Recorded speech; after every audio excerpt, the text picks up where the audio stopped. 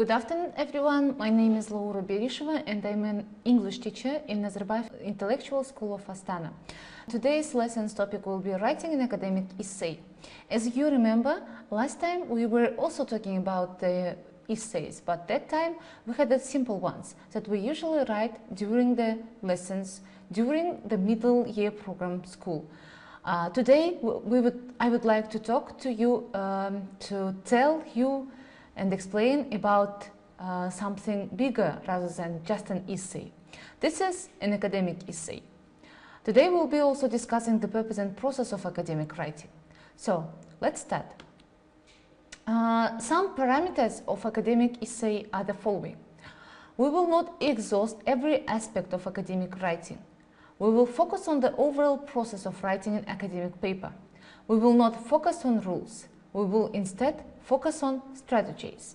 So these are the common 4 rules that I would like to introduce you before starting the process of explanation and presentation of what is academic essay actually is. I would like to talk more about the strategies that will help us to reach a really good standard while writing the essay. So, what is the purpose of the academic essay? The word essay is derived from the Latin verb exigere, which means to examine, test, drive out. What could the purpose of an essay be given this definition? So, I would like you to firstly think about these 3 definitions of the word essay.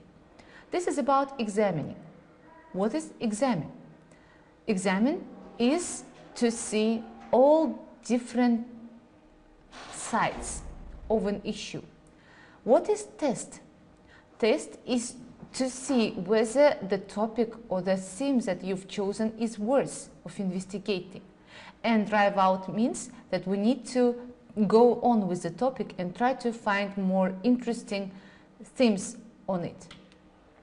So what are the other purposes of writing an academic essay? This is about discovering new knowledge. Each issue, by the change of time, has its new sides. So every knowledge that we get from time to time is renewed. We need to systematically renew our memory and renew the materials that we already have on some issue. Make a point. Persuade the reader. So we need to make the readers believe that the things we are carrying on and that we are discovering are actually of a big importance, and we really need to focus on them. Share information. Once the materials and the facts, different data is gathered, we need to share all of that information with our readers. Synthesize information. From the one that we've gathered, from the data that we've gathered, we need to synthesize and choose the ones that we really need to discuss, which means that we need to choose one topic from different topics that we have, and then we need to analyze the topic. Document your observation. This stage is really important for us because if we don't document the things that we see and we notice every time during the research process, we are in danger of losing the most valuable information that we have in our hands. Writing an essay is a huge process, and we do need to plan it step by step so that we could be really sure that we are doing each step correctly. The first step is read and research step.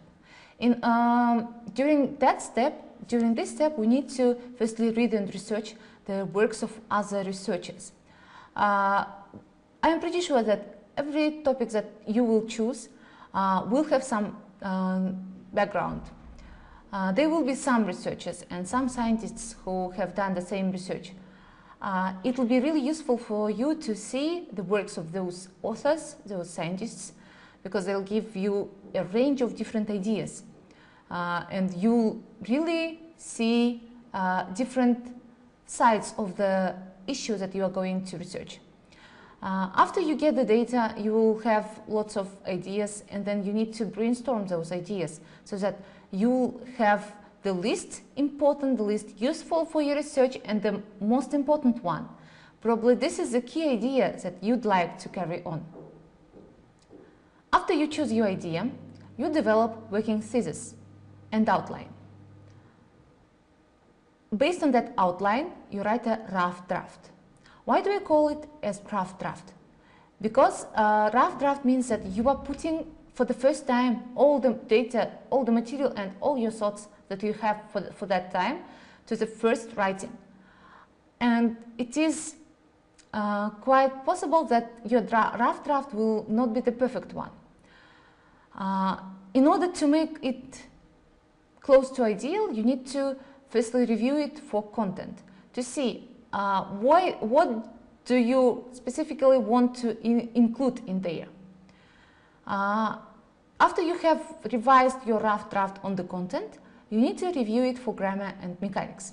Sometimes while writing, because of technology and sometimes just because of your tiredness, you could have different spelling mistakes or some mistakes in the structure of your sentences. So we need to be really sure that our essay is also grammatically correct. And then you revise your second draft. After revising the second draft, you will either stop your research or continue reviewing and revising as needed. It depends on your interest. If you are really keen on continuing the research process and the research theme, it will be good for you to carry it on further. Sometimes the scientists can have the one and the same idea and the one and the same topic for years, and those people actually could do a really good job and make their own investment into the science world. Where do I get ideas to write about? So, the first thing, as I've already advised you, you can read different texts related to your topic. And then you can use brainstorming techniques like listing ideas, clustering or mind mapping. We will be talking later about clustering. And then free writing, which means you are free to choose any kind of topic and write about them. You can discuss the issue with others. It will be really useful for you to discuss the topic with the specialists in the areas that you are going to carry on your research. Teachers can be a very good source to consult with, and then you can research the topic. Reading a text. Look at those two pictures. Compare these two images about Japanese concentration camps during World War II. The first is by American photographer Ansel Adams. The second is a cartoon by Theodore Dr. Seuss Geisel. Contrasting the two texts, let's see different pictures. So Ansel Adams uses photograph. He creates sympathy. He documents history. There is a subtle. It is politically motivated. It captures humanity, shows us the suffering, emphasizes helplessness, and it is focused on the individual.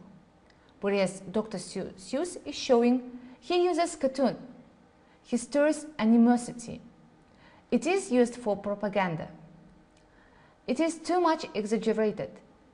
It is politically motivated. He uses stereotypes, makes characters look happy, emphasizes danger, focused on the larger view. So what is clustering? Write your main point in the center of the page and circle it. As ideas come to you, branch off from the main point. Think of a cluster as a tree, each idea branching off a previous idea. Do not censor or edit yourself.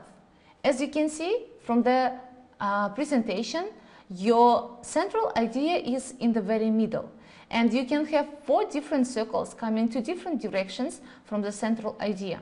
These are the ideas that actually goes from the central idea, and each of the further idea will come from the one that is on the second circle. So which means you can, in order to research the main topic, you need to firstly see 4 different angles of the issue, and then each of the angles can have their own drawbacks and their own negatives and positives. let's move on to developing a working thesis. A thesis comes at the end of the introduction section of your paper. It lets the reader know exactly what overall point you are trying to make. Of course, it should be specific, not general.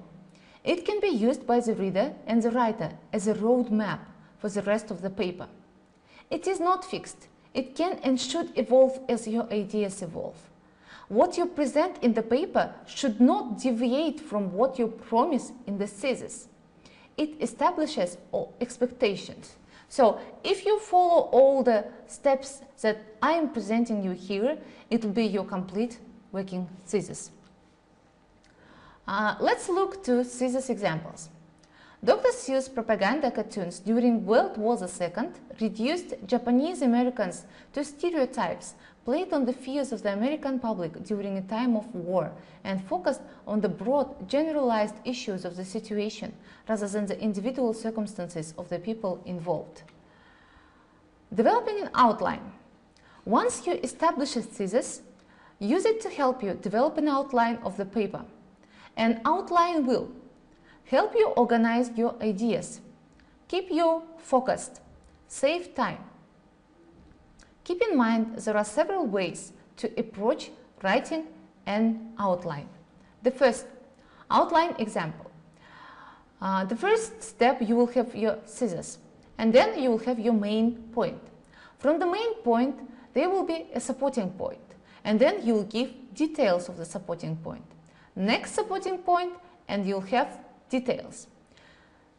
Second main point, and you will have 3 supporting points with details underneath.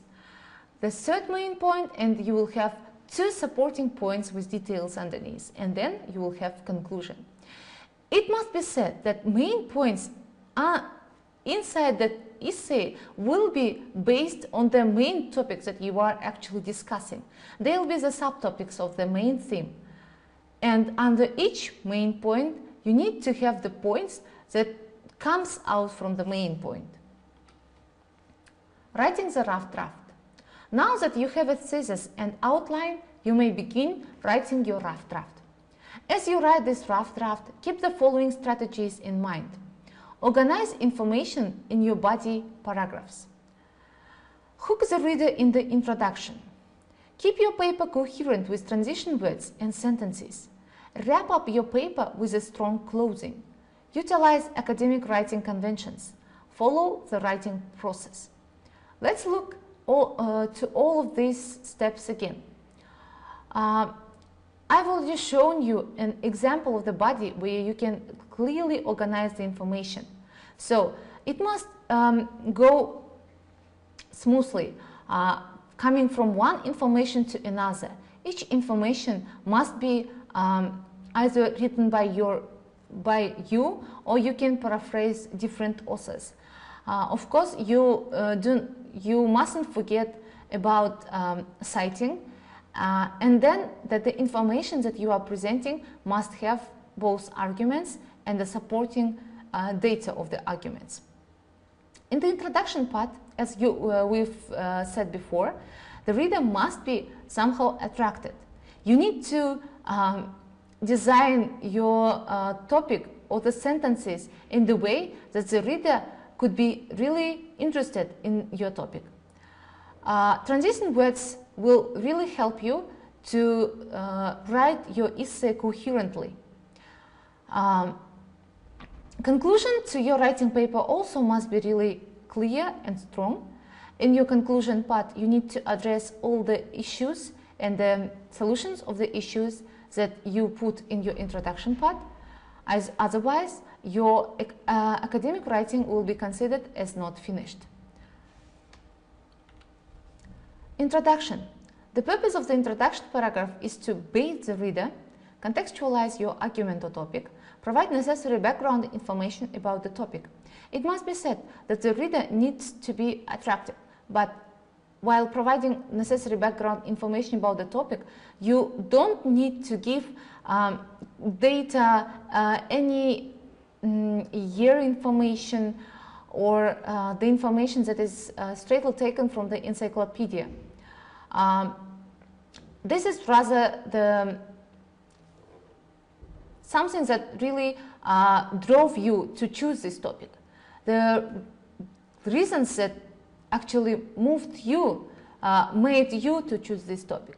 So be very careful in not choosing the information that is taken from the encyclopedia. Bear in your mind that those students or the readers that you are addressing your research can easily find the information that you are giving in your introduction on the internet and write without reading your paper. What are some of the strategies to bait the reader? Ask a question. So, which means you can design your main topic or theme in the form of a question. And then you can tell a story. This is what I'm talking. You can tell a story of your coming to the actual topic. How did it bait you? How did you come to the idea of choosing this topic? Or you can use a quote or someone really famous, of course related to the topic. You can provide interesting statistics. You can share an anecdote, and you can make a provocative statement. Give context in the introduction. What does the reader need to know to understand this paper? He needs to know the historical background of the research. He probably needs to know the issues relating to the topic. He needs to know important authors and texts you'll be referring to. He needs to know cultural issues. He needs to know why this topic is important or relevant. Start your body paragraphs with clear topic sentences. A topic sentence comes at the beginning of a paragraph. It presents the most important point you want to make in that paragraph. It is specific or not so broad it would require a full essay to explore. Use compelling supporting points to support your topic sentence. Supporting points are examples of pieces of evidence that support the claim you have made in your topic sentence. They can be facts, examples, anecdotes or stories, expert testimony, quotes, observations, statistics. So, as I've told before, each of the arguments that are given by you must be clearly stated and then supported by supporting points or any kind of data. Which means that you, while presenting your arguments, you are really sure because you have the supporting data and supporting point to this. This will add to your research a real authority, letting them know that this is a really serious research that has been done by you and you know what you are saying and pointing out. Make sure to elaborate with concrete details. Once you have listed your supporting points, you can now elaborate on them by adding details or explaining what you mean further. So you need to give clear details.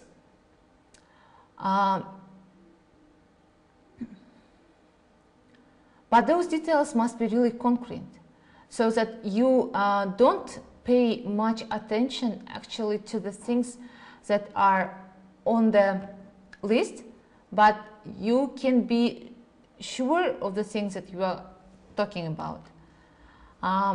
Let's look at the example. Topic sentence. Dr. Seuss emphasized the danger posed by Japanese Americans during World War II. Main point here is his pictures show a parade of smiling Japanese marching down the West Coast, collecting explosives. Detail. Each box of TNT these cartoon characters carry plays on the often irrational fears Americans felt toward Japanese Americans after the attack on Pearl Harbor. So, the main topic here informs us that Dr. Seuss emphasized the danger by drawing the Japanese Americans during World War II. And main point here is the one that you can see from the picture, that his pictures show a parade of smiling Japanese marching down the West Coast, collecting explosives. And the detail here is each box of TNT these cartoon characters carry plays on the often irrational fears Americans felt toward Japanese Americans after the attack on Pearl Harbor. I would like to ask you to be really careful while giving the details. Sometimes they can't be really seen by unarmed eye, let's see. They can be hidden under the words, phrases or sentences. So try to be really careful and short while giving the details. Otherwise, you are at the risk of having a description essay instead of academic one. An alternative using the pi formula. So what is pi formula? Another useful strategy to organize information is to use the pi formula. P, point, the main point you want to make. I, illustration, a quote or paraphrase from the text. E, explanation, your explanation about what the quote or paraphrase means. So if the first one is about the details and about the supporting points, here you can see that the first point, this is the sentence or the number of sentences that you would like to choose as your main idea or topic. And then illustration comes. Illustration is about the supporting facts or ideas that you can find in different research materials. So you either quote or paraphrase the words of another author or researcher taken from the text, and you give it as a supporting or illustration idea to your main point. And the most important part is the E part, which is explanation. Here you give your own explanation, how you see what is from your own perspective, the things that you are taking as your main point. Use transitions to create coherence. We talked about this before, but I'd like to especially draw your attention to this thing again, because transitions are the instruments that usually help us to smoothly write our text. Also, the transition words or sentences are used in order to bridge ideas so the reader does not get confused. They can be of the following forms: first, second, in addition, nevertheless, in contrast, furthermore, therefore, etc. First and second are usually used in order to list the things. Like if you're talking about several different things or several different issues, you list the first issue by saying, first, I have this, and then second, I have this. If you want to add any new information to the one that you've already presented to the reader, you use the transition word in addition. Nevertheless is used in order to tell about the facts that happened despite the previous fact that was against the action that has happened further. Transition word in contrast or phrase is used in order to make a contrast between two different things. Furthermore, is used in order to describe the actions that happened further. Therefore, is used in order to describe the cases or the things that happened, that could happen or happened because of the impact or effect of the things that happened earlier. Strategies for a conclusion. Restate your thesis statement in a different way. Make a strong closing comment. Use any of the strategies for the introduction. Wrap up the paper with a neat bow tie. These are again different ways of giving the conclusion. The first one is just paraphrasing your thesis statement in a different way from the one that you've actually given in an introduction part. Personally, I don't like this way, but if you feel comfortable with this, you are welcome. Make a strong closing comment.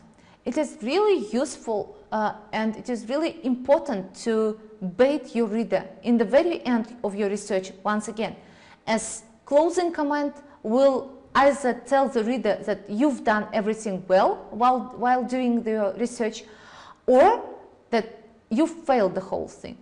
Use any of the strategies for the introduction, and then you can add a new idea, although it isn't advisable in most cases. If you do it in a professional way, you can wrap up a new question in the very end that could make the reader to think about the further perspectives of the issues that you are discussing currently. Academic conventions, things that you need to avoid while writing essays. Avoid use personal pronouns like I, we, and you. This is a common thing while writing academic essays and among academic writers, that they never use, especially the pronoun I, because of the fact that you are researching many other materials. You are doing a great research database. It means that not just you who is doing the actual work, you are actually mostly commenting, and you are guided by the other researchers, and you are mostly giving, you are linking the things that were before you. So you can't just use the whole thing by saying I've done that. The same is with pronouns we and you. Avoid not use contractions like isn't, there, wasn't, etc.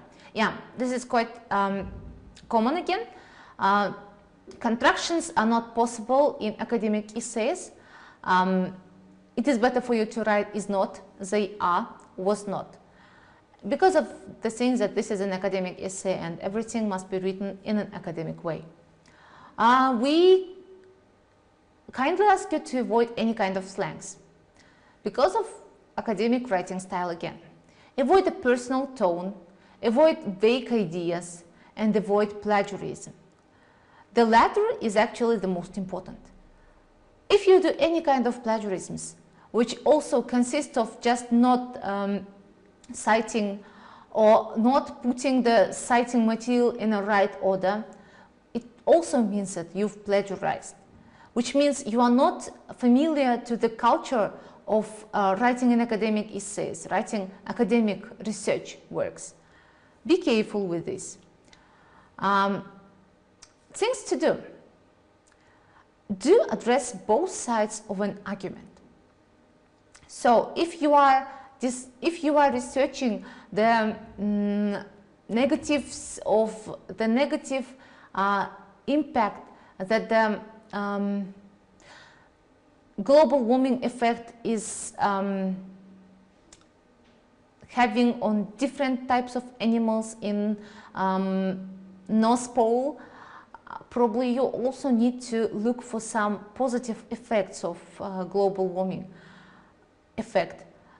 Of course, sometimes it will be really difficult for you to investigate and find out both sides, even though I'm pretty sure that each issue has both of these. If you do both positives and negatives of an issue, it will say the reader that you are actually a good researcher who is taking into account not just the things that he is focused on, but also the other perspective. Do cite your sources, and please cite it in a chosen academic style. Do use a formal tone. Do take a stand. So even though you are discussing and you are looking to both sides, you need to take a stand and have one position. You need to be either for or against.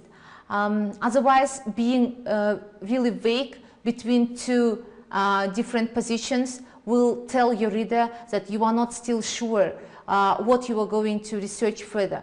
That's why please choose your position from the beginning and try to research more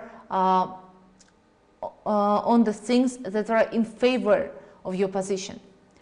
Do use concrete details, which means you need to give different numbers, you need to give the year details, you need to give the names of different organizations and societies, different authors that have been actually researched the same topics that you are researching.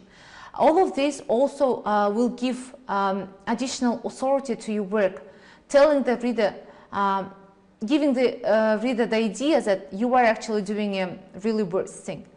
Do give yourself time to develop your paper.